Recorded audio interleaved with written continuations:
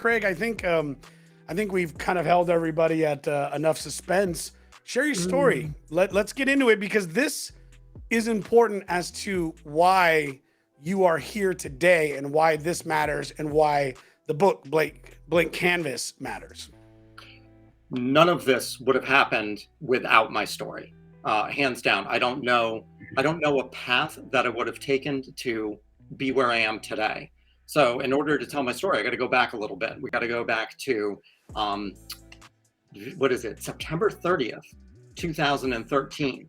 So September 30th, 2013, I was a wickedly successful sales executive for a very large technology company. I sold all the stuff that makes the internet work into the largest financial institutions in the world. I owned 4 homes. I drove the BMWs. I had 5-figure watches. I had VIP status at some of the finest restaurants in Greenwich, Connecticut. I was living what most would say was the life. I mean, I had what a lot of people would say was it all. On October 1st, 2013, I had just walked into my brand new job. I was only 2 weeks into this new job, didn't know anybody's name. Our biggest competitor wooed me away with an aggressive pay package, and I'm setting up my desk for the day. You know, I put my laptop down, I put my notebook down, and I put my phone on the desk, and I see that there's a missed call and a voicemail. I thought, that's so weird. Who's calling me at Tuesday morning at 8:45? So I put the phone to my ear, and this is what I heard. Mr. Stanland, this is Special Agent McTiernan with the FBI. We are at your residence and have a warrant for your arrest. You need to call us and come home immediately, or we will issue a warrant with the federal marshals. October 1st, 2013 is the day that I lost everything. And the backstory on that was, the short story is I self-sabotaged in the grandest fashion that a person could possibly self-sabotage. I lost sight of what I really wanted to do and who I wanted to be. And I got so caught up in the materialism and chasing money and chasing status and prestige. And I had moved so far away from who I really wanted to be and what I really wanted to do.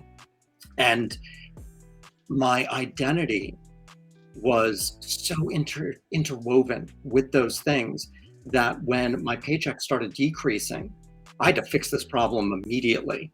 And so I started looking at things that I knew better than anybody else. And I knew our partner company's warranty policy better than anybody around.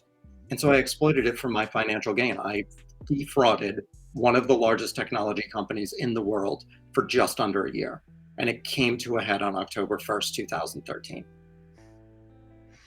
You know, when we were talking about this the first time, Craig, what's interesting is, you know, for those of us that have been in different levels of business, and, you know, some may admit it, some may not, some may have never been through that. But I think almost every one of us come to a point where we find an opportunity where, you know, we can slide a little something in. No one's really going to know. We find it's not necessarily wrong, but it's not right. And, well, you know, I'm just going to go ahead and play stupid, right? I'm just going to play dumb a little bit. And one of the things that I think was interesting was that when I had spoke to you the first time, I said,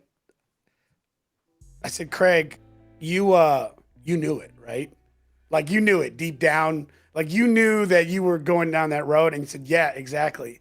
And I just thought that was powerful. And I think it's important that we mention this, because there's a lot of men and women out there in these places where you're trying to build something and you never start the journey with an intention of doing something wrong.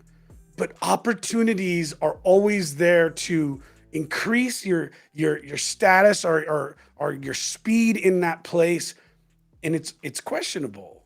And you can easily go, well, I can play dumb, and then I can excuse that I'm not doing the wrong thing, right? I'm not a bad person. I'm not a criminal.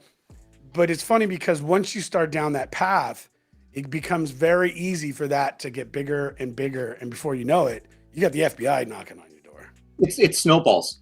It snowballs so quickly, particularly when you get away with it the first time, the second time, the third time. Mine was 10 and a half months of thousands of choices made to continue to perpetuate this fraud. And every single one of those choices was made in the face of my heart saying, stop, don't do this. This is not the way for you. And I just plowed forward no matter what. And it becomes a little bit of a hubris. It becomes equal parts terrifying because the crime itself is getting larger and larger. The monetary value is incrementally growing. But then the hubris that comes along with that I haven't been caught yet. It's a very potent and wicked cocktail. I haven't been caught yet. That's powerful. And just in so many ways. Like, how many other things do we do in our lives? Not necessarily just what you did here, Craig, which is going to be a fabulous example, but how many people are just walking around knowing what I'm doing is wrong. My heart is screaming. My soul is screaming. But just like you said, I just keep plowing through. And I love that, because I think what's really important with what you just said, it doesn't have to be something that's illegal versus legal. It is just, like you said, plowing forward. If you are working a job that you can't stand, that has no fulfillment, that all of a sudden starts like rippling out to other avenues of your life where your relationships are now impacted with your spouse, with your kids, whatever it may be, with your friends, with yourself. It doesn't have to be something illegal, but when our heart starts speaking and we ignore it, we chip away at our sense of adequacy, and we demolish our self-trust when we don't listen to our hearts, because our hearts know. Our hearts know.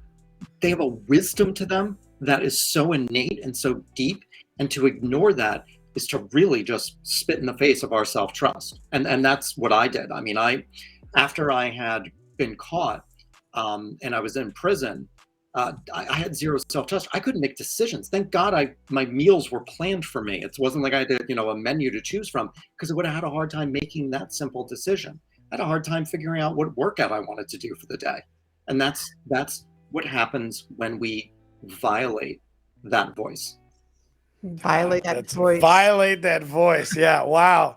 It's so important that people are hearing this, because that's that comment right there, when you violate your own voice. Now, here's the next step to this. Now, it can happen, and it has happened to many. And so then they find themselves in this place. Not everybody ends up in prison, but there's a lot of individuals that violate that voice, that then no longer know who they are. And then they find themselves in this place of searching. And many times they can just be putting on masks to try to get through this process. When we talk about how you reinvented your life, that's what I'd like for you to get into now, because that's what happened. You went to prison. You lost everything. You lost your wife. You lost your business. You lost your credibility. You lost your money. You lost homes. You lost everything. So it wasn't just about, oh, I lost it all and I was, nothing to go but up. When you lose your voice and you lose your sense of self, that's the part that I think a lot of people get stuck in. And I don't think they have to go to prison to get stuck there. I think a lot of people are in that place. Do you agree? I 1,000% agree. And what I think is so critically important is, let's reframe this. Let's actually define prison. Because yes, there is a physical prison. That's what I was in. Yeah. The mental prisons that we put ourselves in. We are the warden, we are the CEO, we're the architect, we're the designer, we are the people, we build them ourselves. And so reinvention does not have to involve going to a physical prison. Reinvention is about walking out of our mental prisons and into a place of trust, of meaning, of purpose, of fulfillment. So I think it's really important that we understand that there's more than one kind of prison. And what I'm going to start getting into is going to speak to both parts of it. The physical prison may have a little bit more nuance to it, but it really comes down to our mental prisons and how we walk out of them. And Craig, I just want to add to that. I'm so glad that you mentioned that, yes, you were in a physical prison behind bars, but there's so many people, like, we're walking around in our own prison that we built one block at a time. The I can't do this, I'm not good enough. Like, we built these walls, and over time those walls can actually get thicker and stronger, and actually, even like your space, you might have gone from 10 by 10, but maybe now you're in a 6 by 6. And so how do we find that door to open up, which I know we're going to get into, and to start building that self-trust? And I think self-trust and self-love go hand in hand, but I totally get you couldn't even make a decision, that you were so glad that somebody like picked out your meals so that you didn't have to make that particular decision. Like, I get that because, again, like those self-imposed prisons that we all are building and living in. So there's so many things that you said in there that I absolutely love. I love that you said block by block. And when I started journaling in prison, when I first started writing Blank Canvas, I was in prison, and I was envisioning that exactly what you said, block by block. And the stories we tell ourselves are those blocks.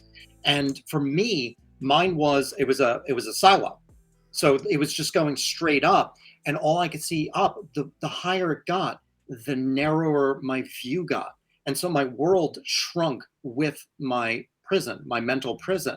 And it became a question of how do I expand that?